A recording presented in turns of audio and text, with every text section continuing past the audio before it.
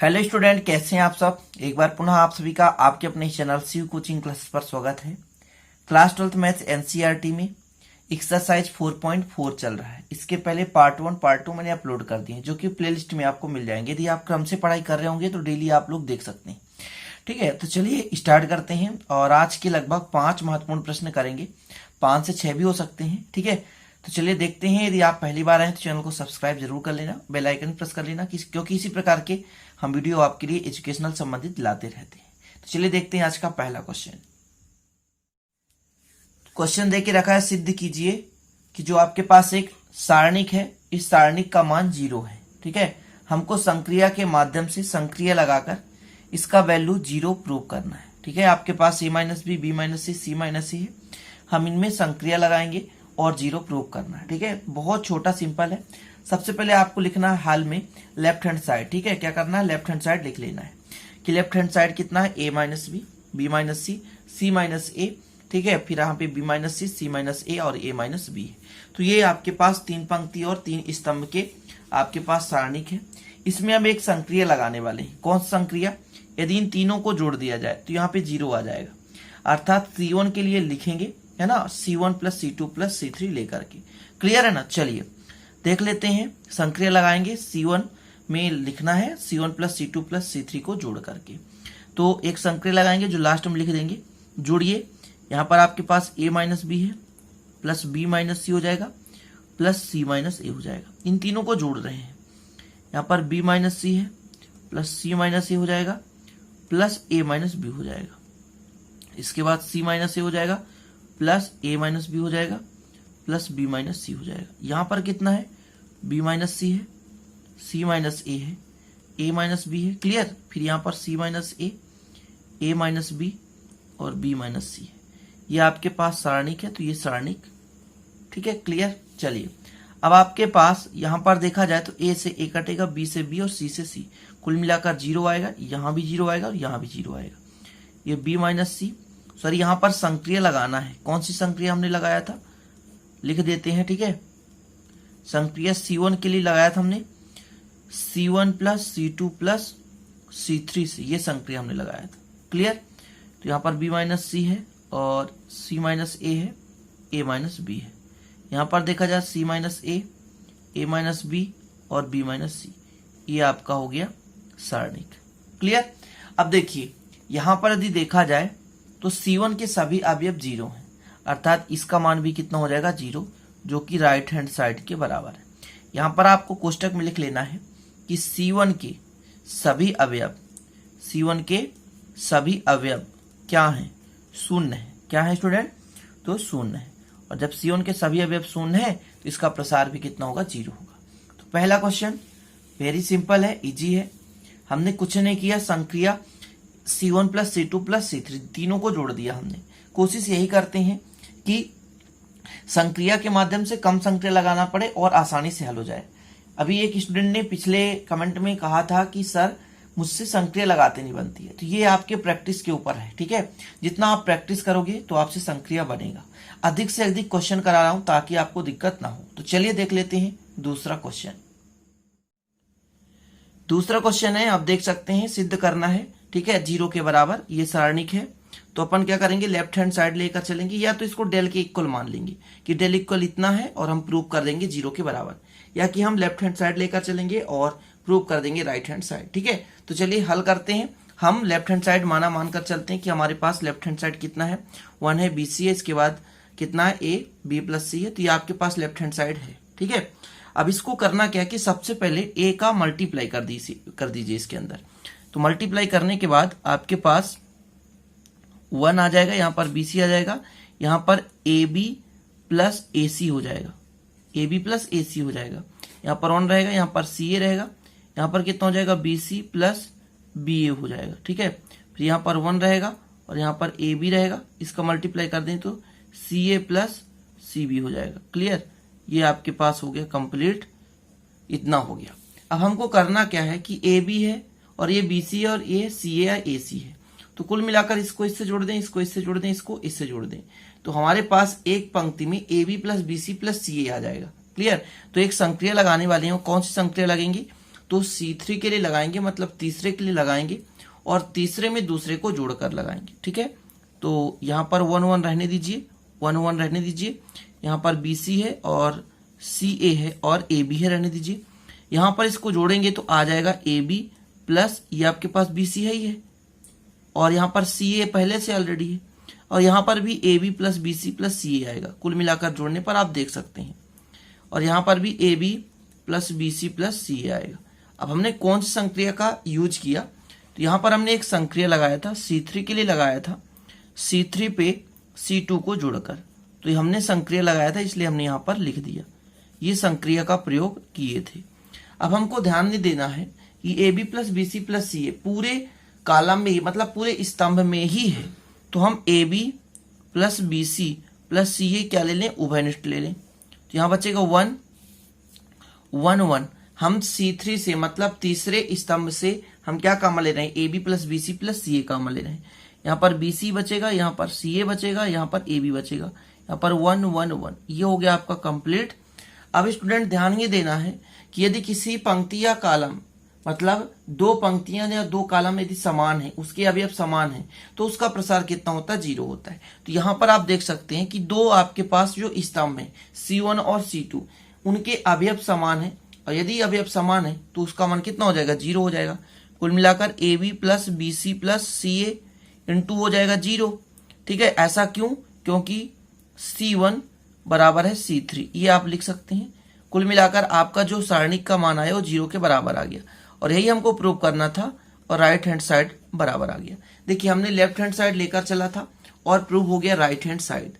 इस प्रकार के क्वेश्चन आपके बुक्स में होंगे, आप किसी भी राइटर से पढ़ रहे होंगे, कोई दिक्कत नहीं, लेकिन इस टाइप के क्वेश्चन मिलते हैं और पेपर में आते भी। ठीक है, तो चलिए देख लेते हैं अगला क्वेश्चन। देखिए तीसरा क्वेश्चन, इसमें भी सिद्ध करना ही है। ठीक है, संक्रिया लगाएंगे, सिद्ध करेंगे, तो बिना समय गवाए हुए आगे चलते हैं। तो आपको करना क्या है, मान लेना है लेफ्ट हैंड साइड बराबर। ठीक है, लेफ्ट हैंड साइड लेकर चलेंगे और राइट हैंड साइड प्रूव कर देंगे। तो यहाँ पर देखा जाए तो x प्लस लैम्डा है, x यहाँ पर x, यहाँ पर x, यहाँ पर x प्लस लैम्डा है। हम किसी भी स्तंभ में लिख सकते हैं क्या, तीनों स्तंभों को जोड़कर, तो सेम अवयव आ जाएगा। ठीक है, कैसे देखिएगा, हम यदि C1 के लिए करते हैं तो जोड़ेंगे x plus lambda plus x हो जाएगा। यहाँ पर x है ना, और फिर कितना है, x plus lambda plus x हो जाएगा। यहाँ पर कितना है, तो x प्लस लैम्डा हो जाएगा। ये हो गया आपके पास x, और यहाँ पर x है, यहाँ पर x प्लस लैम्डा हो गया, यहाँ पर x है, और x प्लस लैम्डा हो गया। ये आपका हो गया इतना। चीजें क्लियर। अब हम करेंगे क्या, इसमें जो भी जुड़ने लायक चीजें हैं उनको जोड़ देते हैं। तो यहाँ पर बचेगा 3x धन लैम्डा बचेगा, यहाँ पर कितना बचेगा, तो यहाँ पर भी 3x धन लैम्डा हो जाएगा, यहाँ पर भी 3x धन लैम्डा हो जाएगा, x धन लैम्डा हो जाएगा, यहाँ पर भी x हो जाएगा, फिर यहाँ पर x और x धन लैम्डा हो जाएगा।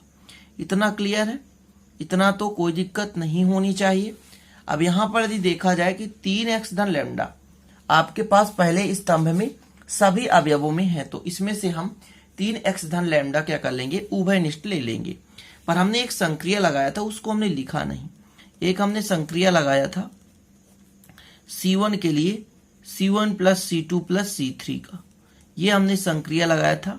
तो जो भी संक्रिया लगाना है उसको लिखते चलना है, क्योंकि यदि आप बोर्ड एग्जाम में नहीं लिखोगे तो टीचर को कैसे पता चलेगा। तो 3x धन लैम्डा आप यहां से कॉमन ले लें, तो यहां पर बचेगा 1 1 1, x धन लैम्डा x हो जाएगा, x और x धन लैम्डा। ये आपने क्या किया है, तो हमने किया है C1 से 3x प्लस लैम्डा उभयनिष्ठ लेने पर, ये हमने कर दिया है। C1 से हमने 3x प्लस लैम्डा उभयनिष्ठ ले लिया हमने। अब यहाँ पर 1 1 1 है, तो करेंगे क्या, जैसे आपके पास ये R1 है, तो R1 में R2 घटा दें तो 0 आ जाएगा। इसी प्रकार R2 पे R3 घटा दें तो भी 0 आएगा। या ऐसा भी कर सकते हैं, R2 में R1 घटाकर R2 में लिखेंगे, R3 में R1 घटाकर R3 पे लिखेंगे, जिस पे लिखेंगे उसी में से घटाएंगे। ये आपको ध्यान में रखना है। तो हम दो संक्रियाएं प्रयोग कर रहे हैं। ठीक है, देखिए हम एक संक्रिया प्रयोग करेंगे R2 में लिखेंगे, R2 में R1 को घटाकर दूसरा संक्रिया लगाएंगे, R3 पे लिखेंगे, R3 में R2 को घटा देंगे। तो चलिए लगा देते हैं। 3x प्लस लैम्डा है, ऊपर वाले में कोई परिवर्तन नहीं होगा, फिर इसमें एक में एक घटाओगे 0 आएगा, इसमें इसको घटाओगे तो आएगा लैम्डा, इसमें इसको घटाओगे तो 0 आ जाएगा। क्लियर? इतना क्लियर है। इसके बाद आपको दूसरा संक्रिया लगाना है, इसमें इसको घटाना है, ठीक है। तो एक में घटाओगे 0 आएगा, इसमें जब इसको घटाओगे तो माइनस लैम्डा आएगा, इसमें इसको घटाओगे तो आपके पास आएगा लैम्डा। ये आपका आ चुका है। इसमें दो संक्रिया प्रयोग किया हमने। एक संक्रिया हमने किया R2 के लिए, R2 में R1 घटाकर, व R3 के लिए R3 में R2 को घटाकर। ये हमने दो संक्रिया लगाया और दो संक्रिया से इतना आ गया। अब हमारे पास जो C1 है, C1 में दो अवयव 0 है, इसलिए C1 को लेकर प्रसार करने पर आगे हल क्या करना है, C1 को लेकर प्रसार करने पर तो प्रसार तो करना ही पड़ेगा, तो 3x प्लस लैम्डा हो जाएगा। C1 को लेकर प्रसार करेंगे, यहाँ पर 1 है ना, तो कोष्टक लगाओ 1। इसके बाद बचेगा क्या, ये खत्म, इसका मल्टीप्लाई इससे तो हो जाएगा लैम्डा स्क्वायर, इसका मल्टीप्लाई इससे तो लैम्डा इंटू 0। क्लियर? इतना हो जाएगा। तो आपके पास जो आंसर आएगा 3x प्लस लैम्डा है, और यहाँ पर कितना है लैम्डा स्क्वायर, तो लैम्डा स्क्वायर आ गया। अब देखिए क्या राइट हैंड साइड आया है, देख सकते हैं आप थोड़ा सा क्वेश्चन पे। जी हाँ, 3x plus lambda into lambda square, तो राइट हैंड साइड हमारा आ चुका है। देखिए बिल्कुल सिंपल है, बस आप धीरे धीरे हल करते जाएंगे, आपका आंसर आता जाएगा। तो आशा करता हूं ये क्वेश्चन भी आपसे बन जाएगा। अगला क्वेश्चन है आपका, सिद्ध करना है x y के बराबर। आपके पास एक सारणिक दे के रखा है और इस सारणिक का मान हमको निकालना है x y, ठीक है। तो अपन इस पे संक्रिया लगाएंगे और फिर प्रसार कर देंगे, है ना। संक्रिया में ध्यान देना है कि जैसे 1 1 1 है, तो हम क्या करेंगे कि दो जगह 0 ला सकते हैं। जैसे हम यदि R2 में लिखना चाहें तो R2 में R1 को घटा दें, है ना। यदि R3 पे लिखना चाहे तो R3 पे R2 को घटा दें, या हमें R1 में लिखना है तो R1 में R2 को घटा दें, R2 पे लिखना है तो R2 माइनस R3 कर दें, ऐसा भी कर सकते हैं। अब आपको यदि इससे इसको घटाना है तो ऐसा भी आप कर सकते हैं, कोई दिक्कत नहीं है। क्लियर? इतना समझ गए मैं क्या कहना चाहता हूं कि यदि संक्रिया चेंज करेंगे तो कोई दिक्कत नहीं होगी। तो चलिए हल करते हैं। सबसे पहले आपको क्या करना है, लेफ्ट हैंड साइड लिख लेना है कि लेफ्ट हैंड साइड कितना है। तो एक हम संक्रिया लगा रहे हैं, R1 में लिखेंगे, R1 में R2 को घटाकर। तो घटाइए, 1 में 1 घटाएंगे 0 आएगा, 1 में इसको घटाएंगे तो माइनस x आएगा, 1 में 1 घटाएंगे तो 0 आएगा। क्लियर? इसके बाद हम लिखेंगे किसमें, यहाँ पे R2 पे लिखेंगे, ठीक है ना। R2 पे लिखेंगे, लेकिन R2 पे R3 को घटाकर, तो 1 में 1 घटाएंगे तो 0 आएगा, इसमें इसको घटाएंगे तो x आएगा, इसमें इसको घटाएंगे तो माइनस y आएगा। इतना क्लियर हो गया। इसके बाद आपका ये 1 1 और कितना स्टूडेंट यहाँ पर 1 प्लस y है, ये आपका सारणिक है, तो अपन ने इसको सारणिक बना दी। अब यहाँ पर ध्यान ये देना है कि ये 1 1 है, तो ये दो अवयव 0 हैं और 1 है, तो मतलब C1 को लेकर प्रसार करने पर। लेकिन यहाँ पर एक चीज और ध्यान देना है कि हमने क्या संक्रिया लगाया, तो हमने दो संक्रिया लगाई है। एक तो R2 में लिखा है R2 में R1 को घटाकर, और एक तो R3 पे लिखा है R3 पे R2 को घटाकर। ये दो संक्रियाओं का हमने प्रयोग किया है, तो यहाँ पर हमने लिख लिया। अब क्या करेंगे, प्रसार करेंगे, ठीक है ना। तो जब प्रसार करेंगे, किसको लेकर प्रसार करेंगे, तो ये इसको लेकर चलेंगे हम। कौन सा है आपका अवयव, तो C1 है, मतलब पहला स्तंभ है, प्रथम स्तंभ को लेकर प्रसार करेंगे। तो ये तो बाकी 0 है तो 0 ही कर देगा, 0 माइनस 0 ही कर देगा, बचेगा 1, और 1 को लेकर प्रसार करेंगे तो ये खत्म, आपके पास बचेगा माइनस x, और आपके पास बचेगा x 0 माइनस y, ठीक है ना। तो यहां पर आपके पास 1 बचने वाला है, इसका इससे मल्टीप्लाई करोगे तो x बाई हो जाएगा माइनस 0, कुल मिलाकर x बाई, और यही आपका राइट हैंड साइड है, ठीक है, राइट हैंड साइड। तो ये आपका था आपका लेफ्ट हैंड साइड, जिसको अपन प्रूव करना था x y के बराबर।